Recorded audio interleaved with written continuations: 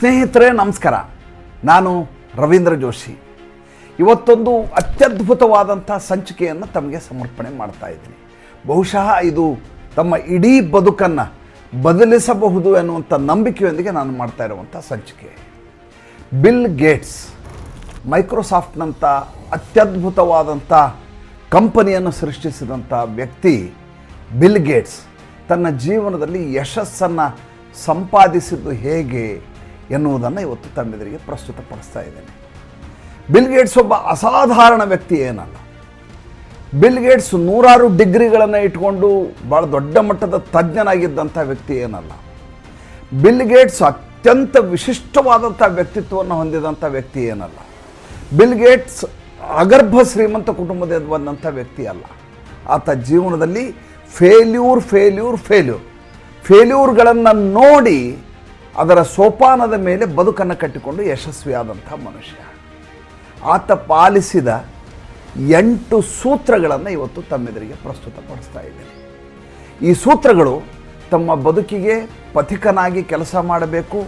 ಹಾಗಾದರೆ bill Gates ಪಾಲಿಸಿದ ಆ 8 ಸೂತ್ರಗಳು ಯಾವುವು? ಈಗ ಅದನ್ನು ನೀವು ಚರ್ಚೆ ಮಾಡೋಣ.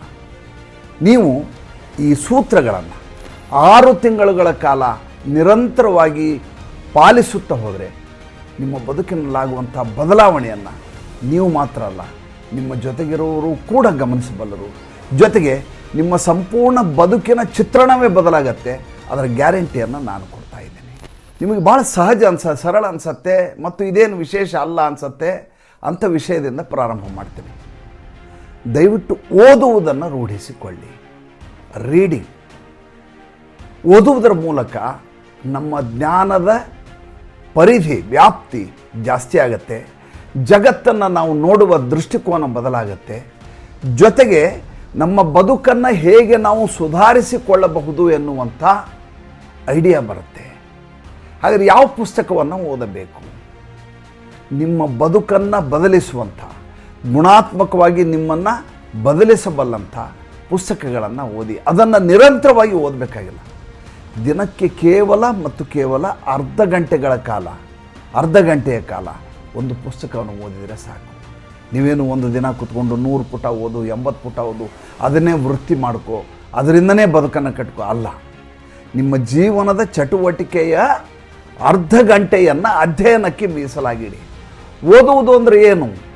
ಓದುವುದು ಅಂದರೆ ತಾಧ್ಯಾತ್ಮತೆಯನ್ನು ರೂಢಿಸಿಕೊಳ್ಳುವುದು ಅಂತ ಅರ್ಥ. ಓದುವುದು ಅಂದರೆ ಏಕಾಗ್ರತೆಯನ್ನು ರೂಢಿಸಿಕೊಳ್ಳುವುದು ಅಂತ ಅರ್ಥ. ಓದುವುದು ಅಂದರೆ ಹೊಸತನ್ನು ಕಲಿಯುವುದು ಅಂತ ಅರ್ಥ. ಆದ್ದರಿಂದ ನೀವು ಯಾವ ಭಾಷೆಯಲ್ಲಿ ಇಷ್ಟಪಡ್ತೀರೋ, ಇದೇ ಭಾಷೆ ಆಗಬೇಕಂತೇನಿಲ್ಲ, ಯಾವ ಭಾಷೆಯಲ್ಲಿ ಇಷ್ಟಪಡ್ತೀರೋ ಆ ಭಾಷೆಯ ಒಂದು ಪುಸ್ತಕವನ್ನು ತಕ್ಷಣದಲ್ಲಿ ಇವತ್ತಿನಿಂದಲೇ ನಿಮ್ಮ ಎಷ್ಟೇ ಬಿಡುವಿಲ್ಲದಂಥ, ಎಷ್ಟೇ ಸಂಕೀರ್ಣವಾದ, ಎಷ್ಟೇ ಗಡಿಬಿಡಿಯ ಜೀವನವಿದ್ದರೂ ಕೂಡ ಅರ್ಧ ಗಂಟೆಯ ಕಾಲ ಒಂದು ಪುಸ್ತಕವನ್ನು ಓದುವ ರೂಢಿಯನ್ನು ಪಾಲಿಸಿಕೊಂಡು ಬನ್ನಿ. ಇದು 1ನೇ ಸೂತ್ರ. ಇದರ ಅರ್ಥ ಭಾಳ ಜನರಿಗೆ ಆಗೋದಿಲ್ಲ. ಏನು ಹಂಗಂದರೆ, ನಾವು ಯಾವಾಗಲೂ ಸ್ನೇಹಿತರ ಮಧ್ಯೆ ಸಮಯ ಕಳಿತೀವಿ. ಒಂದೋ ಸ್ನೇಹಿತರ ಮಧ್ಯೆ ಸಮಯ ಕಳಿತೀವಿ, ಇಲ್ಲ ಕುಟುಂಬದವ್ರ ಜೊತೆ ಸಮಯ ಕಳಿತೀವಿ. ನಾವು ಯಾರ ಜೊತೆ ಸಮಯವನ್ನು ಕಳಿತೀವೋ ಆ ರೀತಿಯಾಗಿ ನಮ್ಮ ಬದುಕಾಗತ್ತೆ. ನೀವು 5 ಜನ ಬಡವರ ಜೊತೆ ಜೀವನ ಮಾಡಿದರೆ, ಅವ್ರ ಜೊತೆ ಹೆಚ್ಚು ಸಮಯವನ್ನು ಕಳೆದ್ರೆ ನೀವು 6ನೇಯ ಬಡವರಾಗಿರ್ತೀರಿ.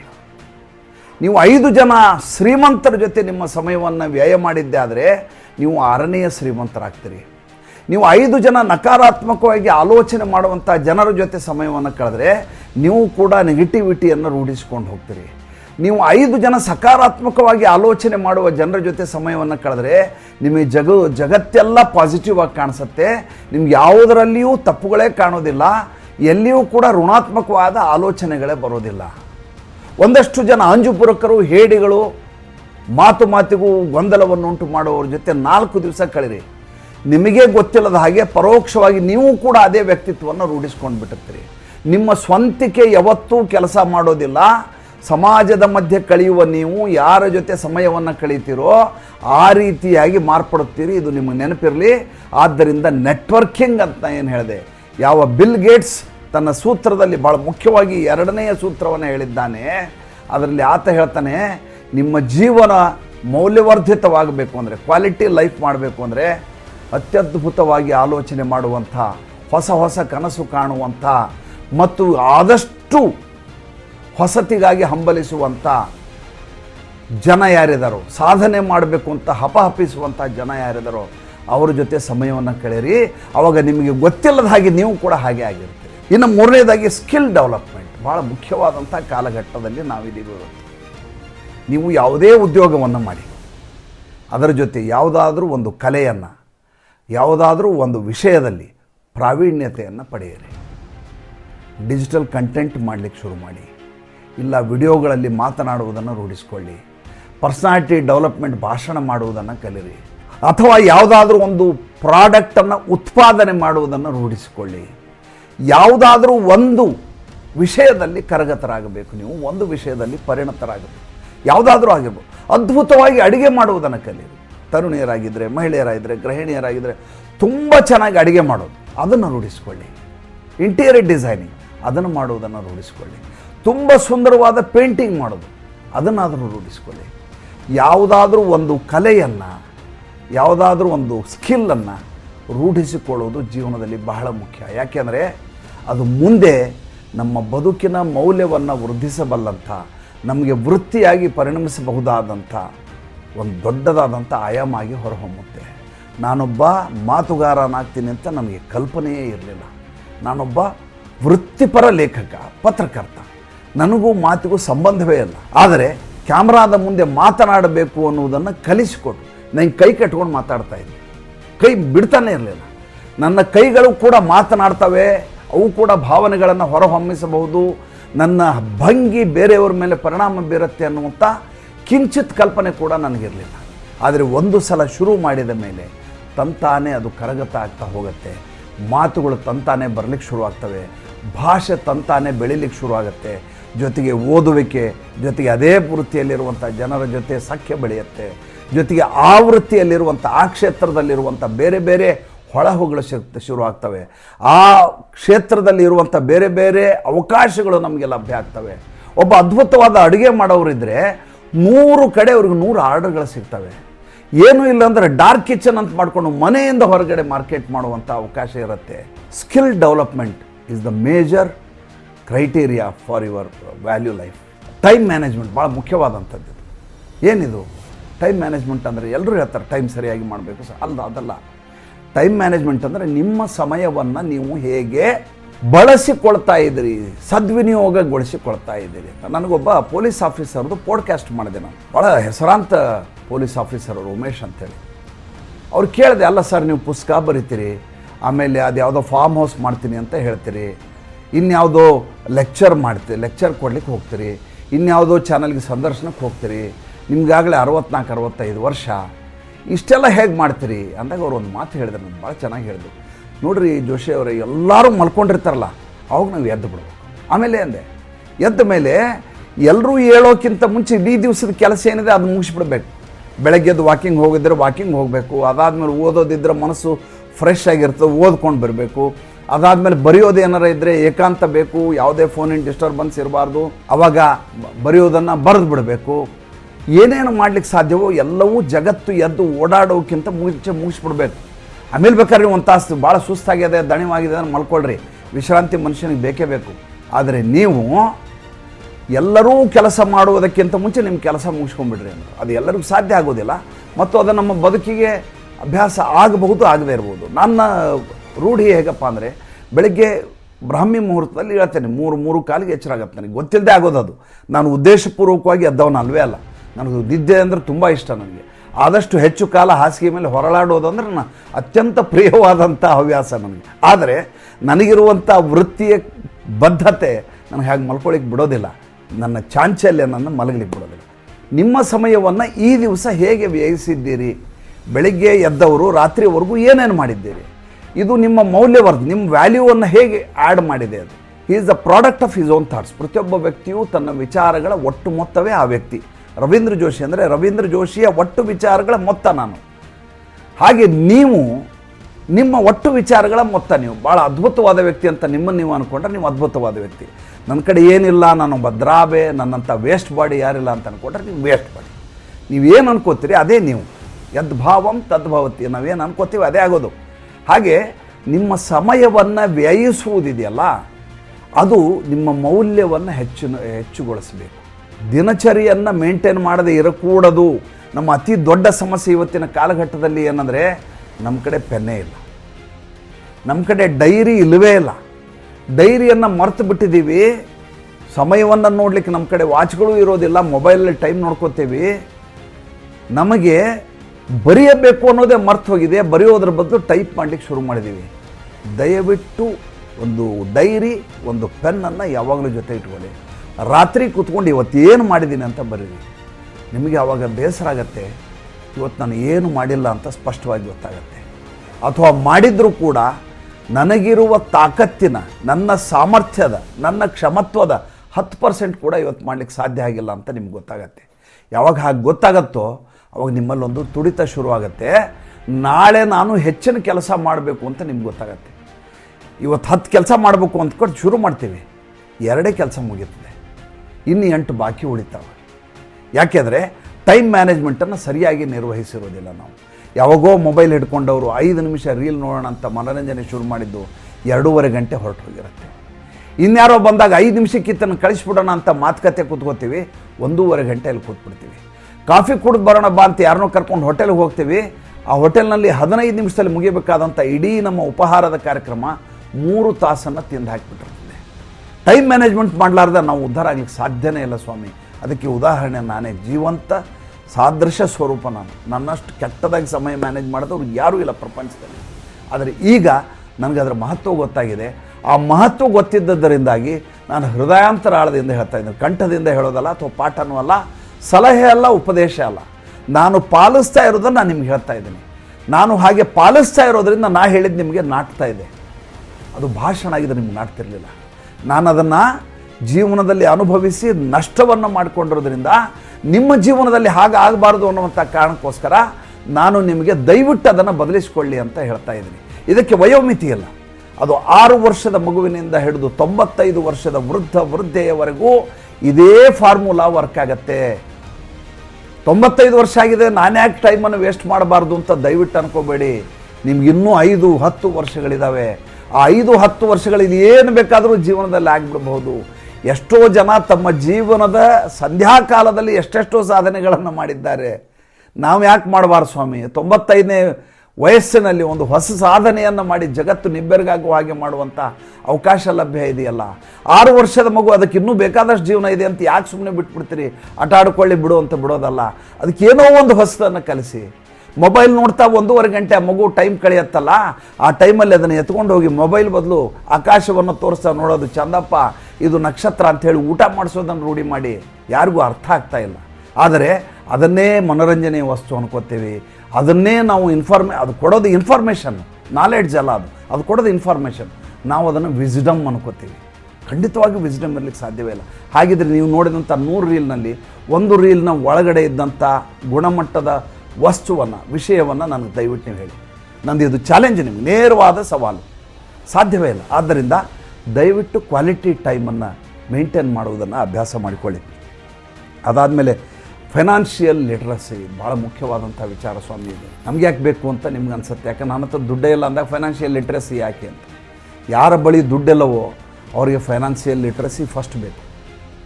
ದುಡ್ಡಿನ ಜ್ಞಾನ, ಹಣವನ್ನು, ಸಂಪತ್ತನ್ನು ಹೇಗೆ ವ್ಯಯಿಸಬೇಕು, ಹೇಗೆ ಬಳಸಬೇಕು, ಎಷ್ಟು ಬಳಸಬೇಕು, ಎಷ್ಟು ಬಳಸಬಾರ್ದು ಅಂತ ತಿಳ್ಕೊಬೇಕಾದದ್ದು ಬಹಳ ಮುಖ್ಯವಾದಂಥ ಪ್ರಕ್ರಿಯೆ ಜೀವನದಲ್ಲಿ. ನಮ್ಮ ಹತ್ರ ದುಡ್ಡೇ ಇಲ್ಲ, ಅದು ಕಲಿತು ಏನು ಮಾಡೋಣ ಅಂತ ನೀವು ಅದನ್ನು ಓದಲಿಕ್ಕೆ ಶುರು ಮಾಡಿದ್ರೆ ದುಡ್ಡು ನಿಮ್ಮ ಹತ್ರ ಬರುತ್ತೆ. ಒಂದು ವೇಳೆ ದುಡ್ಡಿದೆ ನಾ ಯಾಕೆ ಕಲ್ಕೊಳ್ಳೋಣ ಅಂದರೆ, ದುಡ್ಡಿದ್ದನ್ನು ಹೇಗೆ ಬಳಸಬೇಕು ಅಂತ ಗೊತ್ತಾಗದೆ ಹೋದರೆ ವಿಜಯ್ ಮಲ್ಯ ಅಂತಾರೆ ಓಡಿ ಹೋಗ್ಬೇಕಾಗತ್ತೆ. ನೋಡಿ ಮಜಾ ನೋಡಿ, ಅಮಿತಾಬ್ ಬಚ್ಚನ್ 100 ಕೋಟಿ ರೂಪಾಯಿ ಒಡೆಯ ಒಂದು ದಿವಸ ಬೀದಿಗೆ ಬಂದುಬಿದ್ರು. ಯಾಕೆ? ದುಡ್ಡಿತ್ತಲ್ವ ಅವ್ರ ಹತ್ರ. ಯಾಕೆ ಬಿದ್ದರು? ಯಾಕೆ ಫೇಲ್ ಆದರು? ವಿಜಯ್ ಮಲ್ಯ 100 ಕೋಟಿ ಒಡೆಯ, ಎಷ್ಟೋ ಕಂಪ್ನಿಗಳಿದ್ದಾವೆ, ಕೇಳಿದ ಬ್ಯಾಂಕಲ್ಲಿ ಸಾಲ ಸಿಗೋದು. ಟೋಪಿ ಹಾಕಿ ಓಡಿ ಹೋಗ್ಬೇಕಂತ ಹೋದಂಥ ಮನುಷ್ಯ ಅಲ್ಲ, ವ್ಯವಹಾರ ಮಾಡಬೇಕು ಅಂತ ಭಾರತ ದೇಶದಲ್ಲಿ ಇದ್ದಂಥ ಮನುಷ್ಯ. ಎಡವಟ್ಟಾಯಿತು, ಬಿಟ್ಟು ಓಡಿ ಹೋದರು, ಪರಾರಿ ಆದರು. ಯಾಕೆ? Financial literacy. ಅವ್ರ ಜೊತೆ ಇದ್ದಂಥ ವ್ಯಕ್ತಿಗಳು ಅವ್ರು ಕೊಡಬೇಕಾದ ಸಲಹೆಗಳನ್ನು ಸರಿಯಾಗಿ ಕೊಡದೆ ಹೋದಾಗ ಹೋಗ್ಬಿಡ್ತಾರೆ. ಈ ಥರ ನಮ್ಮ ಜೀವನದಲ್ಲಿ ದುಡ್ಡಿದ್ರೂ ನಮಗೆ ಫೈನಾನ್ಷಿಯಲ್ ಲಿಟ್ರಸಿ ಇರಬೇಕು. ದುಡ್ಡಿಲ್ಲ ಅಂದರೆ ಹೆಚ್ಚು ಫೈನಾನ್ಷಿಯಲ್ ಲಿಟ್ರಸಿ ಇರಬೇಕು. ಅದಕ್ಕೇನು ಮಾಡಬೇಕು? ಈಗ ಸೋಷಿಯಲ್ ಮೀಡಿಯಾ ಕಾಲದಲ್ಲಿ ಯೂಟ್ಯೂಬಲ್ಲಿ ಉಚಿತವಾಗಿ 1000 ಸೆಮಿನಾರ್ಗಳು ನಿಮಗೆ ಲಭ್ಯ ಆಗ್ತವೆ. ದಯವಿಟ್ಟು ಎಷ್ಟು ಒಂದು ಅರ್ಧ ಗಂಟೆ ಆದರೂ ನೋಡಿ. ನಿಮ್ಮ ಜೀವನದಲ್ಲಿ ಅಷ್ಟೇ ಬದಲಾವಣೆ, ಆಂತರ್ಯದಲ್ಲಿ ಆಗುವ ಬದಲಾವಣೆ ಇದು. ಪ್ಯಾಂಟ್ ಇದೇ ಇರ್ತದೆ, ಶರ್ಟ್ ಇದೇ ಇರ್ತದೆ, ಇದೇ ಕರೆ ಟಾಪ್ಗೆ ಇದೇ ಕರೆ ಟಿ ಶರ್ಟು, ಇದೇ ಕರೆ ಪ್ಯಾಂಟ್ ಇರ್ತದೆ. ಒಳಗಡೆ ಬದಲಾವಣೆ ಆಗತ್ತಲ್ಲ, ಆ ಬದಲಾವಣೆ ಜಗತ್ತಿಗೆ ಕಾಣಿಸೋದಿಲ್ಲ. ಅದು ನಿಮ್ಮನ್ನು ಗಾಢವಾಗಿ ದೊಡ್ಡ ವ್ಯಕ್ತಿಯನ್ನಾಗಿ ರೂಪಿಸುವಂಥ, ಮೌಲ್ಯವನ್ನು ಹೆಚ್ಚಿಸುವಂಥ, ನಿಮ್ಮನ್ನು ಭಾಳ ದೊಡ್ಡ ವ್ಯಕ್ತಿಯನ್ನಾಗಿ ರೂಪಿಸುವಂಥ ಸಾಧನ ಆಗಿಬಿಡುತ್ತೆ. ನಮಗದು ಗೊತ್ತೇ ಇರೋದಿಲ್ಲ. ಆದ್ದರಿಂದ financial literacy is integral part of your life. ಅದಾದಮೇಲೆ ಹೆಲ್ತ್ ಆ್ಯಂಡ್ ಫಿಟ್ನೆಸ್ ಒಂದು ಭಾಳ ಮುಖ್ಯ ಇದು. ಈ ಆಕಾಶ ಏರ್ಲೈನ್ಸ್ನ ಓನರ್ ಇದಾರಲ್ಲ, ಅವರು ವೀಲ್ ಚೇರಲ್ಲಿ ಹೋಗ್ತಾಯಿದ್ರು. ಅವರು ನರೇಂದ್ರ ಮೋದಿ ಅವ್ರನ್ನ ಭೇಟಿಯಾಗಲಿಕ್ಕೆ ಬಂದರು ಸ್ವಾಮಿ, ತೀರ್ಕೊಳ್ಳೋಕ್ಕಿಂತ ಒಂದು 5-6 ದಿವಸ ಮುಂಚೆ. ಎಲ್ಲರೂ ಅದನ್ನು ಸೋಷಿಯಲ್ ಮೀಡಿಯಾದಲ್ಲಿ ಟ್ರೋಲ್ ಮಾಡಿದರು. ಎಂಥ ದುರಹಂಕಾರಿ ನೋಡಿ ಶ್ರೀಮಂತ. ನರೇಂದ್ರ ಮೋದಿ ಪ್ರಧಾನಮಂತ್ರಿ ಈತನನ್ನು ಭೇಟಿಯಾಗಲಿಕ್ಕೆ ಬಂದಾಗ ಈತ ಕುರ್ಚಿ ಮೇಲೆ ಕೂತಿದ್ದ ವೀಲ್ ಚೇರಲ್ಲಿ. ವಾಸ್ತವವಾಗಿ ನೋಡಿದರೆ ಆತನಿಗೆ ವೀಲ್ ಚೇರಿಂದ ಮೇಲೆ ಏಳಲಿಕ್ಕೆ ಆಗ್ತಾ ಇರಲಿಲ್ಲ. ಸ್ವತಃ ಪ್ರಧಾನಿ ಇವರ ಮನೆಗೆ ಬಂದಾಗ ಅವರನ್ನು ಸ್ವಾಗತಿಸಲಿಕ್ಕೆ ಆ ವ್ಯಕ್ತಿಗೆ ಎದ್ದು ನಿಲ್ಲಲಿಕ್ಕೆ ಸಾಧ್ಯ ಆಗ್ತಿರಲಿಲ್ಲ. ಅಂಥ ಅನಾರೋಗ್ಯ. ದುಡ್ಡು ಸಾವಿರಾರು ಕೋಟಿ ರೂಪಾಯಿ ಒಡೆಯ. ಸಾವಿನ ಕೆಲವೇ ದಿನಗಳ ಮುಂಚೆ, ಕೆಲವೇ ತಿಂಗಳುಗಳ ಮುಂಚೆ ಆಕಾಶ ಏರ್ಲೈನ್ ಅಂತ ಏರ್ಲೈನ್ ಸ್ಟಾರ್ಟ್ ಮಾಡಿದ ಮನುಷ್ಯ ಎಲ್ಲಿ ಎಡವಟ್ಟಾಯಿತು. ದುಡ್ಡು ಮಾಡ್ತಾ ಮಾಡ್ತಾ ಮಾಡ್ತಾ ಮಾಡ್ತಾ ದೇಹದ ಬಗ್ಗೆ ಕಾಳಜಿನೇ ಮಾಡಲಿಲ್ಲ.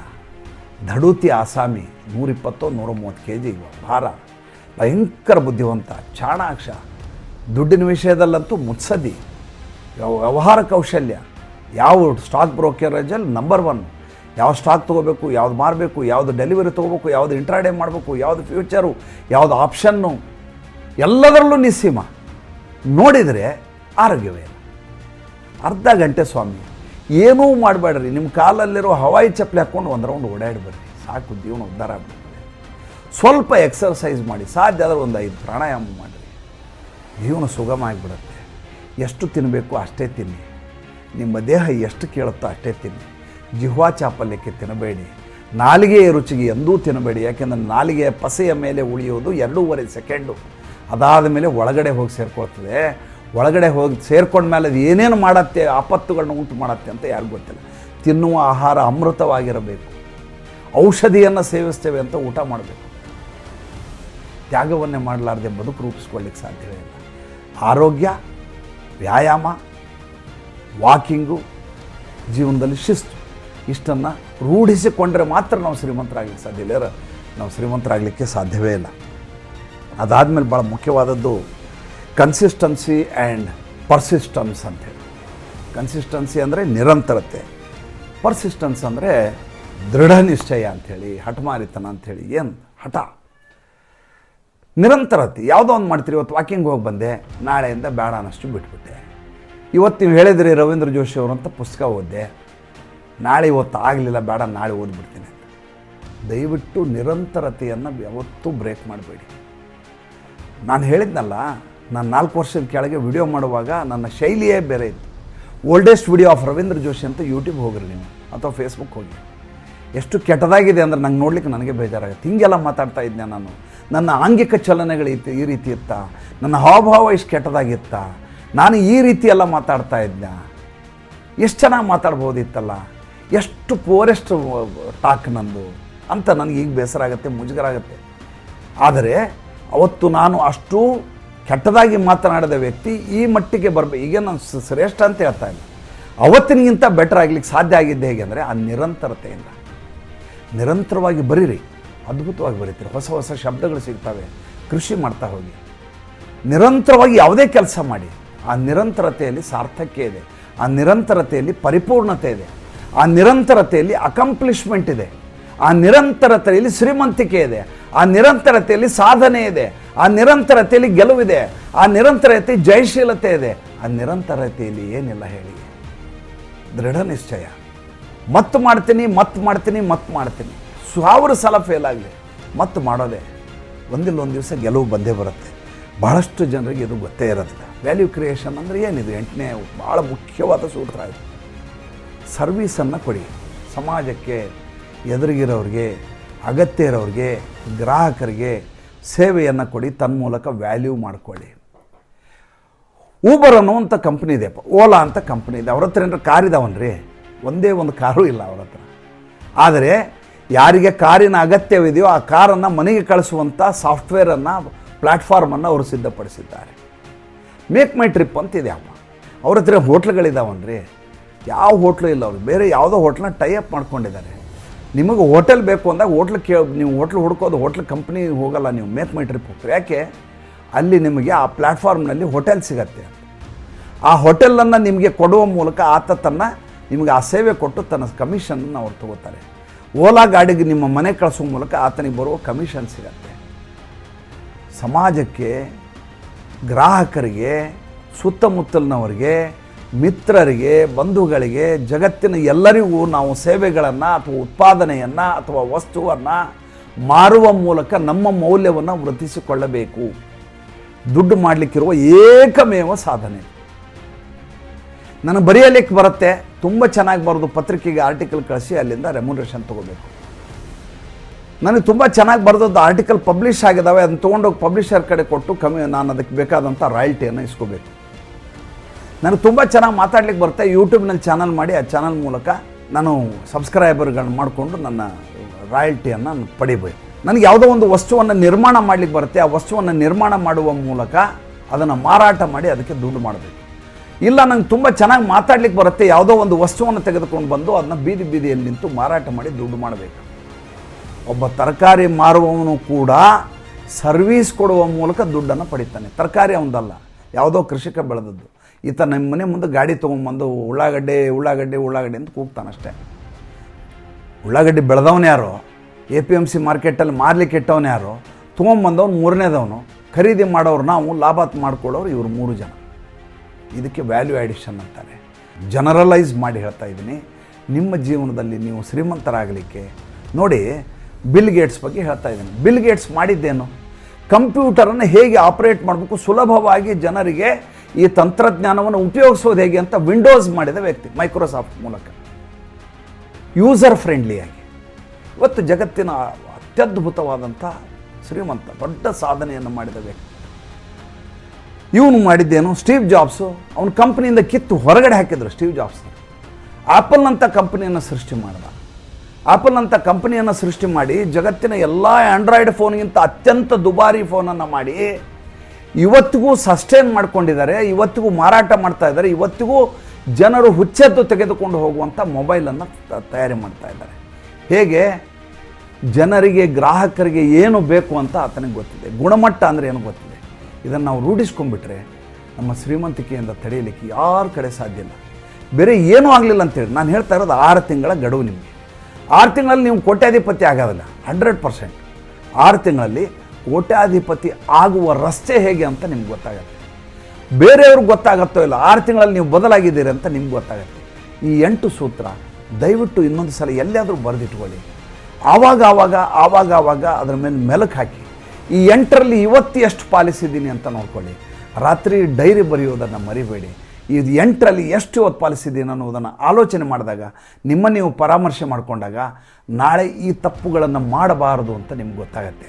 ಹಾಗೆ ಗೊತ್ತಾದಾಗ ನಾಳೆ ನಿಮ್ಮ ಬದುಕು 1% ಬದಲಾಗಿರುತ್ತೆ. ನೋಡಿ, ಜೀವನದಲ್ಲಿ ಒಂದು ದಿವಸಕ್ಕೆ 1% ಬದಲಾದ್ರೆ 1%.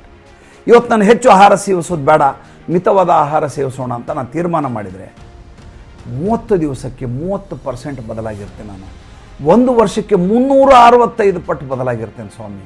ಇವತ್ತು ₹1 ಸೇವಿಂಗ್ಸ್ ಮಾಡಿದರೆ 365 ದಿವಸಕ್ಕೆ 365 ರೂಪಾಯಿ ನನ್ನ ಕಡೆ ಇರುತ್ತೆ. ಅಂದರೆ ಯಾವತ್ತೂ ಕೂಡ 10 ವರ್ಷದಲ್ಲಿ ಆಗಬಹುದಾದದ್ದನ್ನು ಆಲೋಚನೆ ಮಾಡಬೇಡಿ.